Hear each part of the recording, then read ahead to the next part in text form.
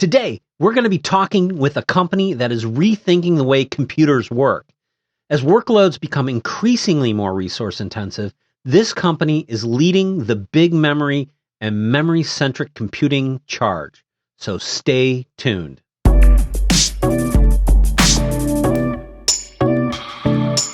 Hey everybody, welcome back to another FUTRtech video podcast. The audio version of the podcast is available on Apple Podcasts, Spotify, and most of the others, or you can find it at futr.buzzsprout.com. Today, we are talking with MemVerge. Now, Sandesh and I first met MemVerge's founder and CEO, Charles Fan, a few years back, and much of what he was talking about sounded like science fiction at the time.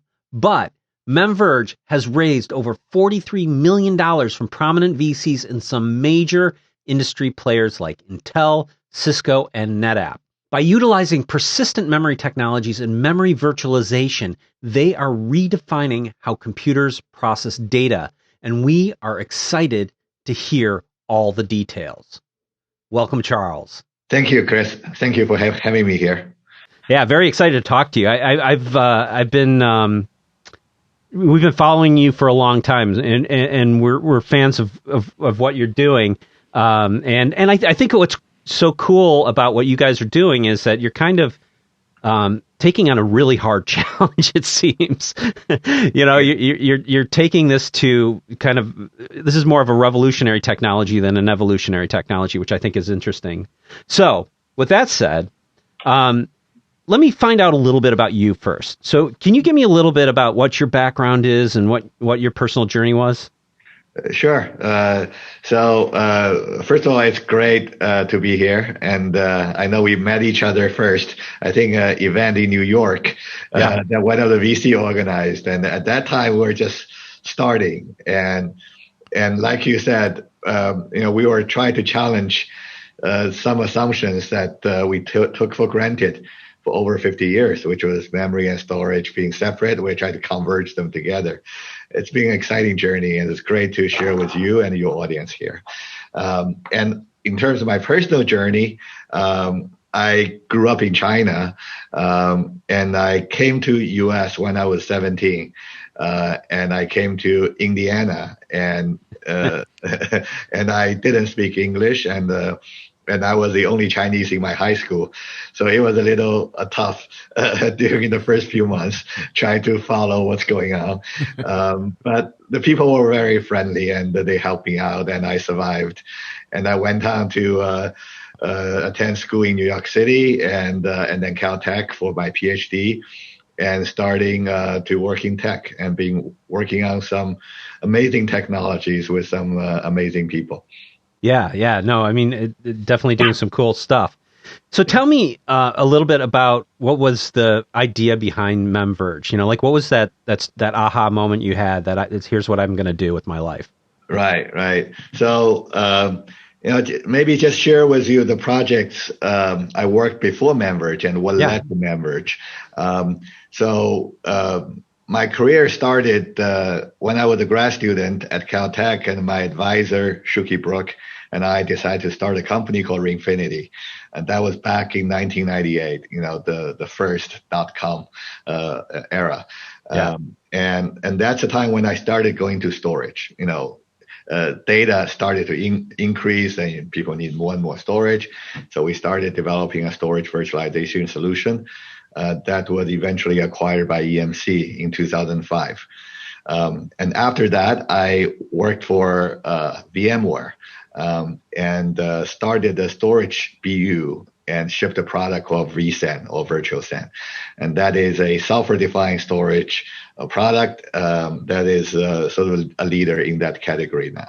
And Shuki at that time decided, he's a professor, but he is also starting companies. So after Reinventing, he started a company called Extreme.io that was doing all-flash arrays, and then became part of EMC again, and became part of their product portfolio. So they were kind of a pioneer in the all-flash space, while I was working on software-defined storage, hyper-converged area.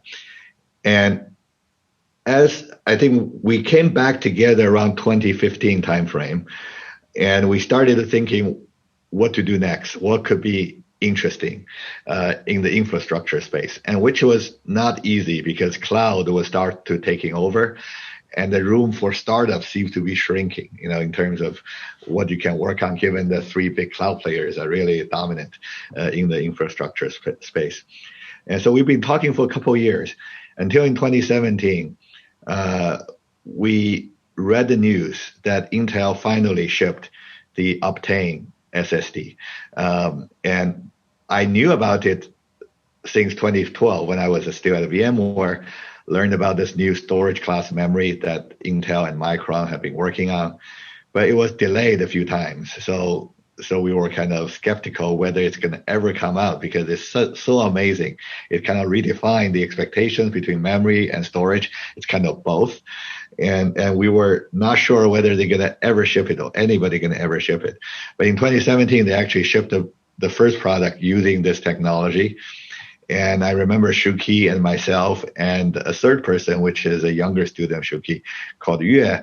We were very excited. We bought the SSD from Amazon and we tested it. We opened it up. It works. It has a chip. Then we figure it's for real. And imagine what if instead of SSD, this can go into memory, and suddenly memory will be bigger and cheaper and persistent. How this going to change the world? So at that moment, we decided to pull the trigger and start a company called MemVerge, which stands for Memory Convergence. We believe, today we have two buckets for data. We have memory, we have storage. And the fact we have two buckets means data needs to be constantly moved between them, and that's a storage I/O. And as world is seeing more and more data-centric applications, storage I/O becoming more and more of a bottleneck. Once you converge two into one, that you don't make storage go faster, you make it disappear. So that's the vision we have. If we have a single layer of big memory, then everything can happen there. You don't need to move things back and forth. No more storage I/Os. It's going to completely transform how application is run. Yeah, I mean, it seems like we're kind of going back to the very beginning, when storage was persistent and it was the memory and it was everything. That's and then we kind of moved away from that. And now we're kind of back to where we started, which is history is often a pendulum that you move them back and forth.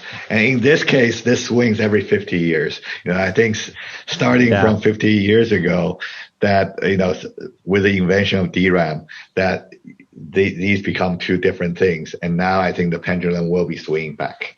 Well, it's interesting because when I remember having a conversation with a VC maybe 4 years ago now, where we were talking about this very concept, and I'm like, it seems like this is an area that would be really interesting, for a company to pursue.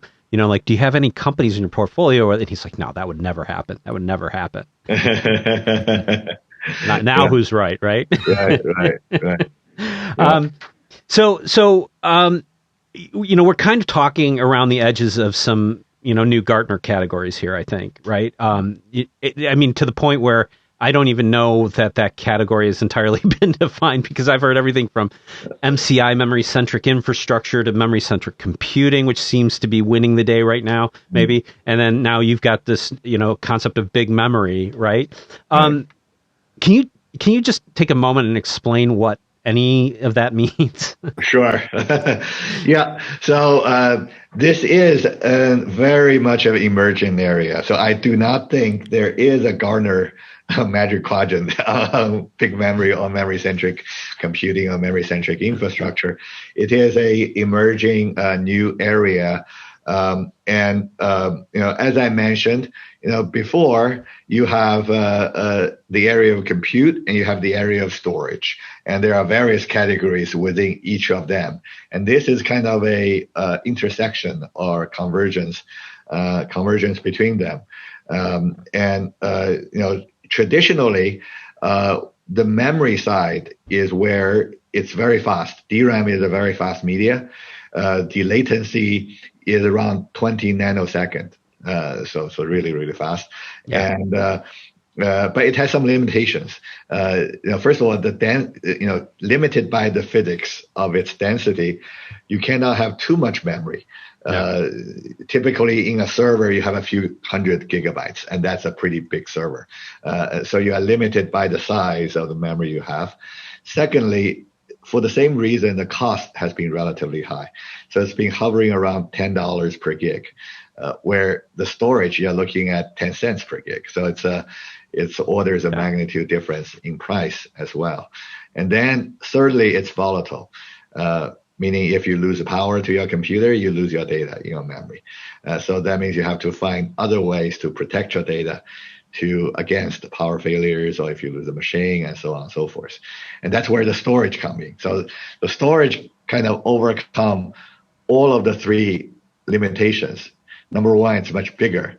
A terabyte is nothing in storage. Now you're talking about many petabytes of storage. It's a very scalable system that many smart people have built. And it's based on a fundamental media with NAND flash that is getting better every year, getting denser, getting more layers, and that drive the cost down all the way to really for a few cents, you can get a good storage system out there, and it's persistent. Whether you have SSDs or whether you have hard drives, it doesn't matter if you lose the power, the data will remain there for many years. So it has all these benefits with one drawback. It is slow. Even with NAND flash, which is much faster than hard drives, it's still 3 orders of magnitude slower than DRAM. So you really couldn't use it for active memory. So you have to use it, in chunks, block access, read and write in 4Ks at a time. Versus the memory, it's so fast you can do byte addressable access to the memory. So therefore, even though storage systems are getting better and better, you couldn't live without memory. You have to have both. And now this is being disrupted by the emergence of so-called storage class memory or persistent memory. And that's where Intel and us come in. So Intel shipped a new product in 2019 called Optane persistent memory. And unlike the SSD product, which first got our attention in 2017, which was built with the same 3D crosspoint chips, this product now can be used as truly memory product. So the SSD, even though the inside is a different chip, the interface is still the storage interface where you access in blocks and chunks. Now with this new product in 2019, this is a byte addressable memory product, and yet it inherits the properties of this new media, which combines the benefit between memory and storage. It is fast enough to be byte addressable, but at the same time, it is cheaper, it is bigger, and it is persistent. So essentially, you are combining the best of both worlds between memory and storage into this one class of media, and that allow the possibility of convergence between these two concepts. It sounds like the storage folks, and you're working from the the CPU down, and they're working from storage up, and you're kind of tackling some of the same technologies. But the fact that this sits at the RAM stage of compute is really compelling, because there's so many things that it takes out of the equation. And I remember back in the day, Google wrote a paper once, and it was about how they had gotten rid of all their drives in their servers, right? And they had shifted to just loading everything into RAM. And even though RAM was exponentially more expensive than the drives, because it was so much faster, you needed fewer servers. So the economics of that actually favored memory, which was really counterintuitive at the time. But I think we're stepping back into that territory again now, right? Yeah, exactly. And our vision from day one is that the future of infrastructure will have 3 keywords. The first one is multi-cloud, and we all are seeing that happening right in front of our eyes. And the second one is going to be memory-centric. Essentially, things run much faster if memory is all it has to worry about.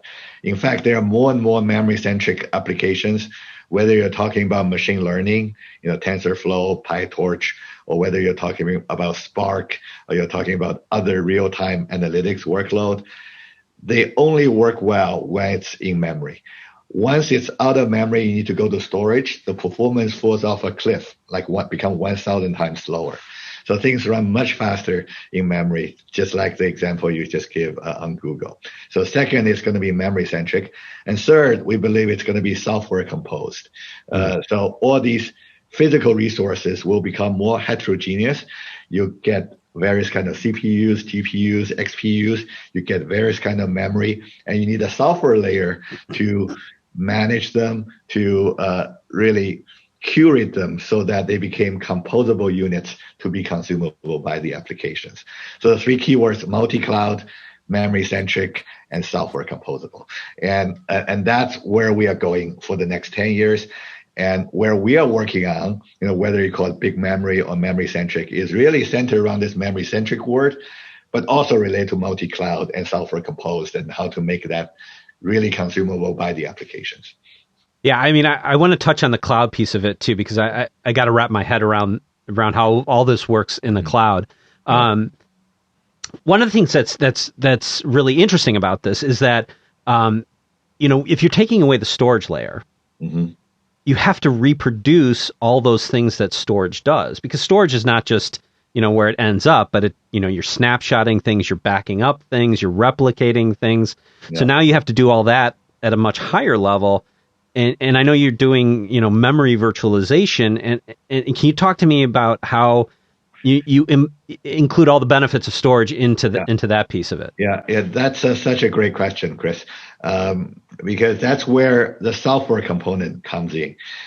So I think so far we've been talking about the hardware innovations, really Intel and Micron, and they led the way with new media, and they will be joined by the others who will be producing other good hardware, both in media and interconnect, including the new CXL standards to help that. But hardware alone is not enough, particularly for the reason you mentioned. If we look at storage systems, they have good hardware underneath. They have good hard drives, good SSDs, good networking components, et cetera. But really, if you go into EMC, NetApp, all those good storage companies, you'll see 95% of the engineers are software engineers. Well, what do? Is they develop data services in software on top of those hardware drives and the media, so that you can build a system that can retain data for the long term against all kinds of situations and all kinds of failures. And that's where the value of those storage systems truly manifests itself. And similarly, once memory becomes persistent and become big, for it to be really usable by the applications, you need a software layer to do the same thing as those storage software does on top of the storage media. You need to deliver these data services, as you mentioned, the snapshot, replication, dedupe, et cetera, to allow the memory to be used in similar ways for the applications. And that's where MemVerge comes in. So what we do is we virtualizes and manages these various memory media, and we develop data services on top of them. Yeah, that's no small task. I do see that one of your investors is NetApp, which I think is an interesting interesting hedge on their part, right? So you mentioned cloud, right? Yeah. Can you buy just pure Optane instances in the cloud and provision them to work with this? How does that all work? Yeah. So I can give you a picture of how the cloud supports Optane today, and then I'll also give you some relevance between our software and cloud, with Optane, or in some cases with only DRAM as well. So since the time when Optane is still being developed, I think Intel has been working quite closely with major cloud service providers, and all of them, including Google and Azure and AWS, as well as some of the international cloud in Ali Cloud and Tencent Cloud. they have hundreds or thousands of servers with Optane they have been testing inside of their infrastructure. And over the last 2 years, different cloud service providers start to offering services featuring Optane. And so far, from Azure and from Google, they have some special application services such as SAP HANA services that features Optane behind the scenes. And the first cloud service provider start to offering ECS, compute service instances that featuring Optane is actually Ali Cloud. So they are offering the first IaaS service featuring Optane, started in December last year. And the other cloud service providers are still working on it. They haven't released the general instances yet, but I do expect that will happen in the coming months and coming years, that you will see Optane to start to be available as general purpose instances from all the major cloud service providers. Yeah, so that's on the hardware front. Now, our software can work on-prem or in the cloud in the same way. So if the Optane instances are available and we can work on Alibaba today, on Ali Cloud today, as well as on the other clouds in the future, our software will just work. But in addition to that, even for the DRAM only instances, just regular EC2 instances, that our software would also have value. We just talked about the data services that we have built on top of memory. The most important data service we have built so far is something we called Zero IO in-memory snapshot. And what this service does is somewhere between a memory checkpointing and a storage snapshot. It's similar to memory checkpointing because it's targeting all the state associated with the running application process. And we would have the ability to capture all of that state instantly inside of memory. And now, how it's different from checkpointing is how checkpointing works. It captures the application process state, and it then copies it to storage system, so that in the future you can recover from this checkpointing if you lose a node or if you want to recover to a prior state. Now we capture that right inside the memory without moving to storage. Therefore, it's called Zero IO, and we are locking them down onto the persistent memory. And the reason we are calling it a snapshot, because it's also similar to the storage snapshot, where now in this case it's on the application state, not on the storage data. But just like snapshot, we have a copy on write mechanism so that you can repeatedly or periodically take these snapshots, and we would only capture the change rather than the whole image of the application. So that can achieve the ultimate space efficiency as we're doing these periodic snapshots. So what this allows us to do is essentially we have like an auto save feature for the application. You can periodically capture the application state while not interrupting the applications. That then allows you to roll back your application at any time in the future within a second to any of the previous state.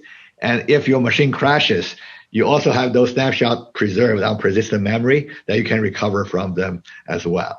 So it's something that's really magical. That wasn't possible before, and now it is possible. Now with persistent memory, this is great because these snapshots can survive power failures and you can recover from them. But even if it's just DRAM, we can also do this by using our software algorithm. Those snapshots are volatile. They are in memory, but after they are taken, we also support that you can asynchronously, in the background, moving them to a storage system. So even if it's DRAM only, you can do the sort of the export of these snapshots asynchronously to protect them as well. So this would work on DRAM only, and this would work on any of the cloud instances today. Yeah, I mean, this is really fascinating stuff, I think. That's the nerd in me. I wonder how much Sandesh finds it fascinating as me. But, being a storage guy, I'm loving this, for sure. Yeah, I mean, it's really, and I'll tell you the other thing about it that I think is going to be really interesting, too, is that when you start sort of disaggregating, the computer and refactoring it in different ways. I mean, like I mentioned with the Google example, there's some sort of, at scale, when you do these things, there's some counterintuitive kind of cost savings. And I think that that's one of the things that you're starting to show too, that if you load up the memory, you're utilizing less of other resources, and that sort of shifts some of the cost saving. Can you speak to that a little bit? Sure. Yeah. In fact, cost saving is one of the key value propositions we deliver. Since we shipped our product in September of last year, we've been working with quite a few customers on their real world use cases. And it's a good question for me to start going to some of these use cases. How we are working with customers. The first one is a cost saving use case. In this case, the customer is a cloud service provider. Now, this can go beyond cloud service providers. It can go with really anyone who is operating an infrastructure. And in this case, it's for a KVM virtualized environment who's powering this cloud service provider. And the key metric for this cloud service provider is cost per VM. So essentially, how much cost basis for a VM for a service that they deliver. This is a key metric because it decides how competitive they can price their service and how big a margin they can have. And to enable a lower cost per VM, you have to increase the VM density on the server. So if you can fit 50 VM on a server, it is better than 40 because then the costs reduce. And often, there could be different bottlenecks to limit the VMs per server, and memory size is one of the most often bottleneck, most frequent bottleneck to the VM density. You don't have enough memory to give to all the VMs, therefore you cannot have enough VMs. So now what we can deliver is a big memory solution. By combining DRAM and persistent memory, we can offer up to 9 terabytes of memory for a 2-socket server, which is unheard of before. And by having 9 terabytes, you essentially remove that bottleneck. So before, if your VM density is governed by the amount of memory you have, suddenly you have 3 times, 5 times more memory. You can have 3 times, 5 times more VM unless you have bottleneck elsewhere. So by doing this, we can essentially reduce the per VM cost, up to 50%, just by increase the VM density that's available on the server, and that dramatically changes the economics for these customers. That is the classic problem with VMs, is memory is always a constraint. Can I ask you though? I know that Optane isn't quite as fast as DRAM. I mean, you can put it in DRAM slot and it's almost as fast as DRAM, but it's not quite as fast. You are doing some DRAM caching to improve that performance piece. Is that correct? We are doing memory tiering. We're doing transparent memory tiering, and that's the second major. By the way, we didn't prepare for this, so all this is by good coincidence. You know this stuff. So the second value is on the performance front. So Optane is a wonderful innovation. But it is not perfect. It's not dominating every dimension. It is bigger. It is cheaper than DRAM. It is persistent, but it is a little bit slower. It is much faster than NAND flash by 100 times, but it's about 5 times slower than DRAM in terms of latency. I mentioned the latency of DRAM is like 20 to 50 nanosecond. The latency for Optane is somewhere between 100 to 300 nanoseconds. So it's roughly a factor of 5 in terms of latency. In terms of bandwidth, the read bandwidth is similar. The write bandwidth is about a quarter of the bandwidth of DRAM as well. And in the real-time application, in a typical application, if you run it purely on DRAM versus running it purely on Optane, you generally see a degradation somewhere between 10% to 40%, depending on the application. So that's the differences between the two types of memories, as you alluded to. Now, that's where we come in. So we come in and we present a memory virtualization or software-defined memory, where underneath we are managing between two tiers of memory, DRAM and persistent memory. And as a software-defined memory, you can dynamically configure the ratio between DRAM and persistent memory for each process. Some process is less sensitive to that speed. Others are more sensitive. So you can decide to have a higher ratio or lower net ratio between DRAM and PMAP for each of these processes. And all these are software configurable. And once it's configured, we essentially appear like DRAM to the applications, but underneath we are placing data on different tiers, and we can dynamically move them depending on the heat map and the access patterns. If you're familiar with storage, it's similar to a storage tiering or fast or whatever system they have, except we apply it to memory. And it's this is harder to apply to memory because the memory speed is faster, but we managed to make it work. And so that's the really the second benefit is that we can pull together two type of memories, make them look like one, and deliver the best cost performance curve to the right application processes.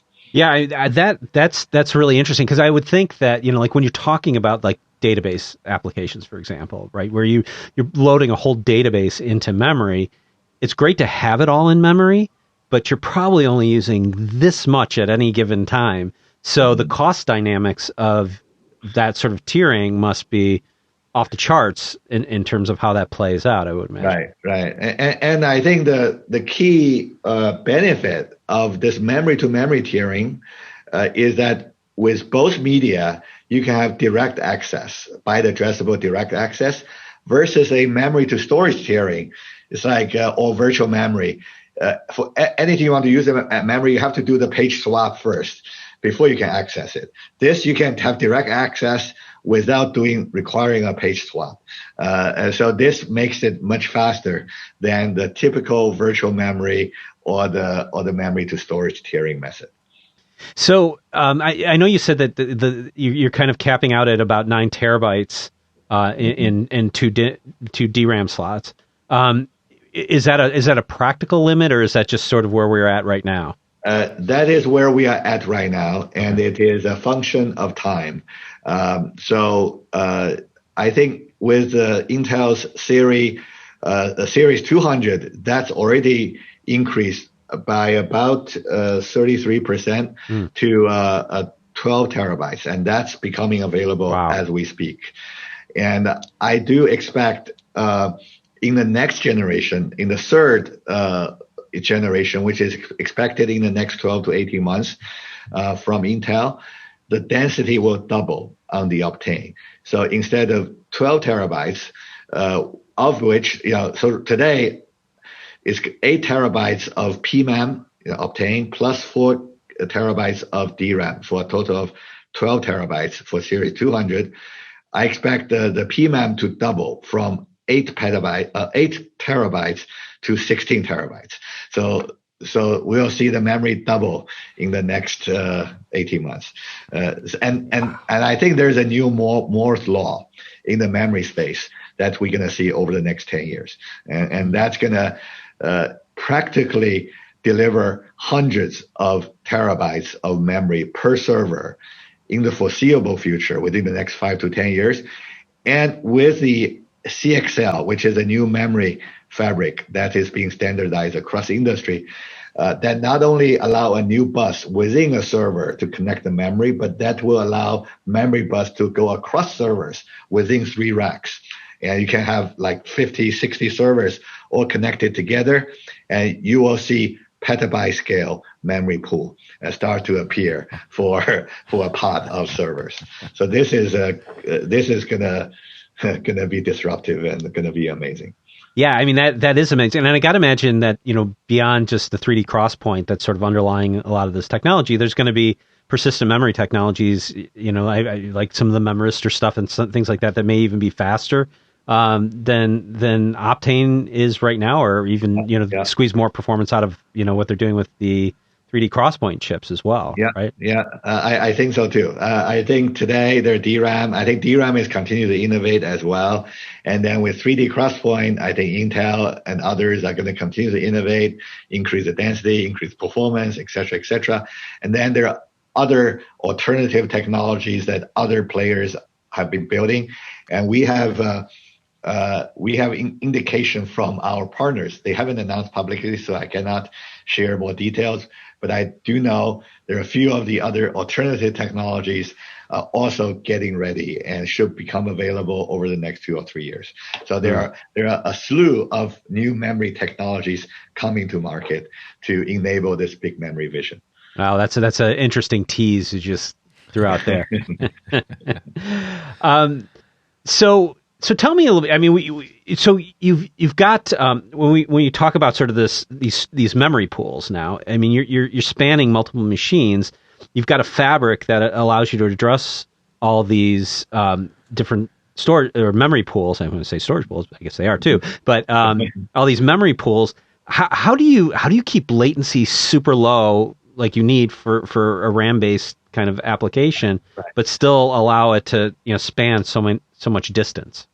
Right, and that is a speed of light problem. Damn physics. Yeah.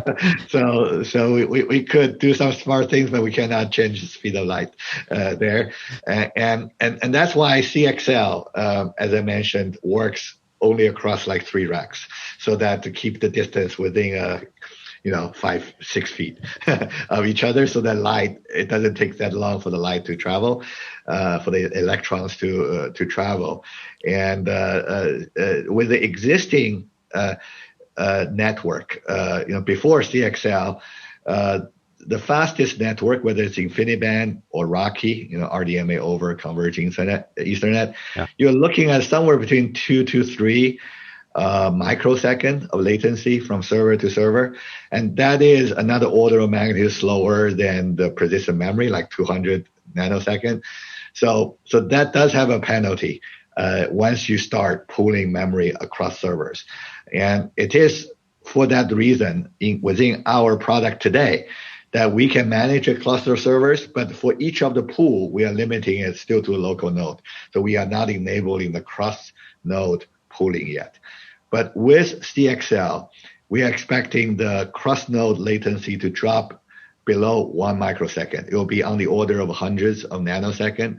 So it becomes the same order of magnitude as a persistent memory. So that becomes, that will enable the true memory pooling.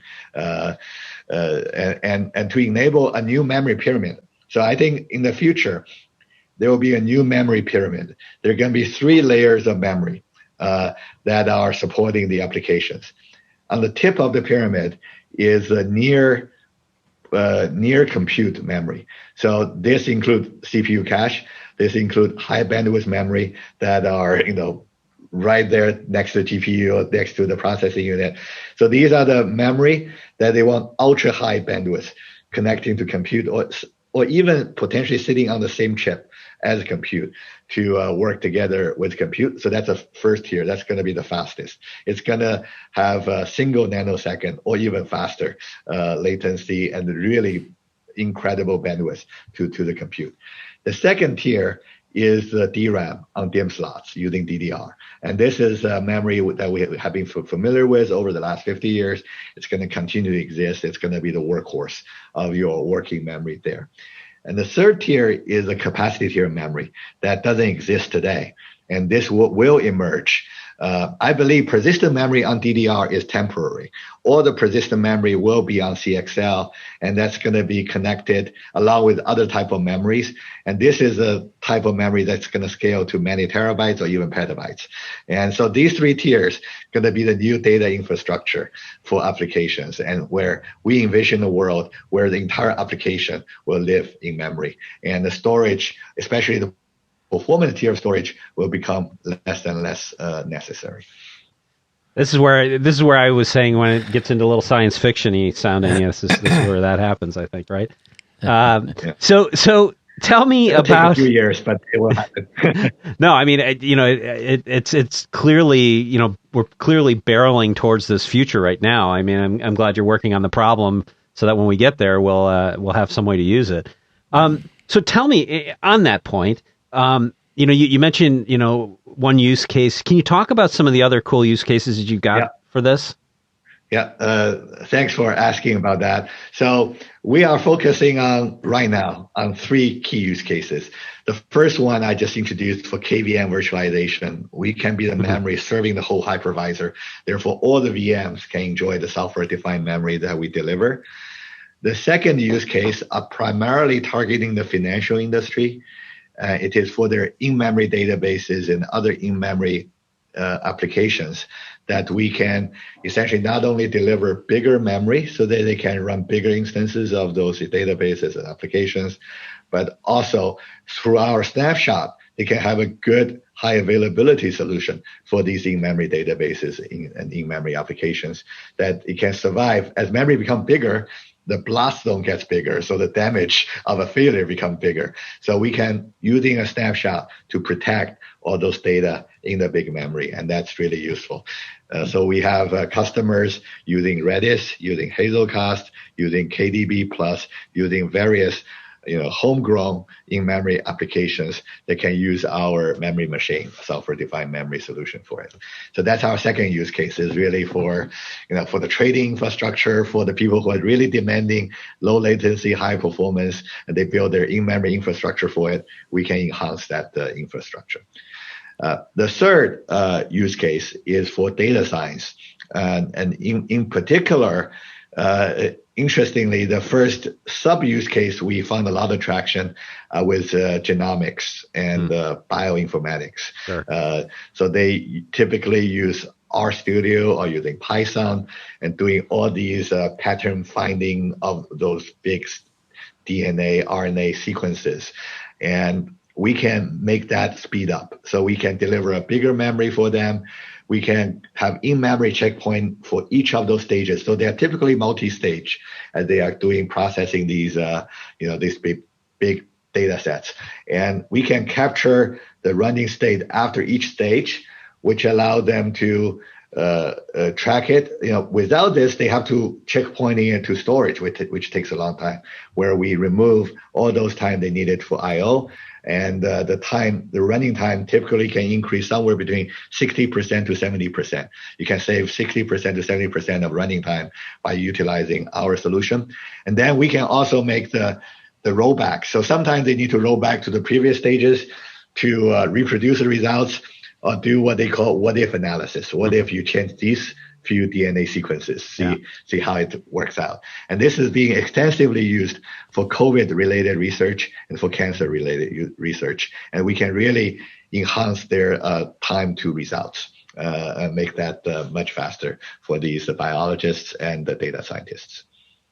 Well, and there's one more use case you haven't mentioned yet, which I think is the one that's most interesting to me. Well, no, it's not most interesting, but I'd like it. Is in sort of the visual effects world, right? Too. That's right. So we do have that, and it's actually quite similar to the data science use cases, where for the visual effect and movie makers, people using Autodesk Maya and so on. Similarly, when you have a machine crash, you lose all that work for the artists inside the servers, inside the workstations, and where if we have our snapshot, it basically provides an autosave for these artists. And so it comes back right away. Otherwise, it takes a while. They need to redo all the work. They're losing the day because most of those work happen in memory. They don't really save them. So the cost of failure could be catastrophic, where we can really solve that problem for these artists. It's very cool. Another big trend that's happening in the world too, I see, is this shift to risk-based, CPUs and like more highly parallelized workloads, right? I got to imagine that plays well into what you're doing too, right? Right. I think it's very complementary, from a vision and roadmap perspective, especially with a more flexible standard memory interconnect like CXL.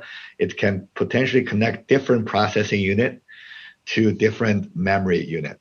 So the whole thing will become sort of more heterogeneous, which is very difficult for the application to reason about. they don't really want to worry about all these soup of various hardware devices, and that's where the software virtualization come in, and then we can abstract all these heterogeneity and deliver something simple and abstract and easy for the application to understand without rewrite. So that's where the virtualization come in that can help hide some of these complexities of various different kinds of compute and memory units. How does encryption then work? Like just securing the data, and especially in a world right now where we have securing our data and making sure criminals can't get to it and lock it down and everything else. What are the ramifications? How does that change in this world? And like now that it's big memory. Yeah. I think so. There are two answers to this. One is on the encryption itself. We are not doing encryption ourselves today, but it's potentially something we could add to our software layer. And also Intel is offering some encryption capabilities from the hardware itself. So you have the option of having the data encrypted on memory, on media. So that's the first direct answer on the encryption. And on the more general question, how do we protect against some of these security threats, like a ransomware where they lock you down and all that? Yeah. We believe our immutable snapshots is actually can offer a protection against such attacks. By having the previous snapshot locked down and immutable, they could lock down your current data, but then you can revert to the previous snapshot that allow your application to continue to work. This is a potential solution or potential tool that you could use to guard against some of those attacks as well. That's interesting. I mean, because we are seeing that sort of inviolable, storage pieces playing in the ransomware space in the storage world. So right. I got to imagine that's. But I can see future growth directions for what you're doing too, because that with all that comes a lot of detection and things like that you'd have to build into some of the things that you're doing. So it'll keep you busy for a while. Yeah, definitely. Well, that's the thing, right? It's like. Look at all these storage companies that are coming out now, right? It's like we have to learn from the past, right? Like we've, dedupe and snapshots and all those things have become like, just something that every storage array has. But the world is changing too. So like if you're going to start a new technology like MemVerge, you need to plan for the new world in the next decade. It's there's going to be a different set of problems, and that's why I wanted to ask that question. Yeah. I think that's a great question. In fact, encryption is one of the popular data services as well. So, in the spirit of building data services, is some potential data services that our layer could enable as one of our features too. But today we are not doing it. We are relying on the hardware to do the encryption. Yeah. So since we're talking about like what's coming down the road, what's next for MemVerge? A lot. So our engineers are super busy right now. So so just a few things we're working on. Number one, our product works really well for CPUs. But as I mentioned, there are GPUs and other processing unit. So we are enabling GPU support, and we expect that to become available by the end of the year to have the support for GPUs. And we are actively working to support the CXL connected memory, which is under development. It's not here yet, but we expect it to come out in the next 18 months. And so we are doing all the work, working with our hardware partners, making sure we'll support those memories from day zero. So that's another important active work. And along with that, we are working on remote memory support. So not only to stretch the pool across multiple nodes, and that's a major feature. And then we are looking at what special cloud-based use cases that we can support with our technology, especially with our snapshot. We think that can be a really good feature for long-running stateful jobs where we can save the data of the state of the application, and we can resume it at any other time, or we can teleport this instance to another cloud or to another instance. So these are very interesting use cases that we are actively working on. Yeah, I think the next thing you should work on is speed of light. If you could fix that. We seem to be running into that problem a lot. It's not as fast as you would think it is. That's right. That's right. Yeah, this simulation that we're living in they got to up the GPU on it or something so we get a little bit more speed out of it. Yeah. Well, for that we need a different universe. yes, we need some basically different fundamental principles in the universe. Right. Well, this is absolutely fascinating technology, and always it's great to talk to you because you got really interesting ideas and you're doing cool stuff. And what do I always say, Sandesh? It's like we just want to do cool stuff, right? Yeah, that's right. Cool stuff with cool people. So thank you so much, Charles. This is awesome. This is a great conversation. Yeah, and you know, like I said, we've been watching you for years now, and now you've got a product on the market, which is pretty cool, and I can't wait to see where you guys go next. Thank you so much for being on and sharing your story. Thank you, Chris. Thank you, Sandesh. It's been a pleasure. Yeah, thank you. Thanks for watching. If you like what you saw, please click that like button, hit that subscribe button because that helps the channel a ton. And if you want to be notified when we post new content, click on that bell icon, and I will see you in the next video.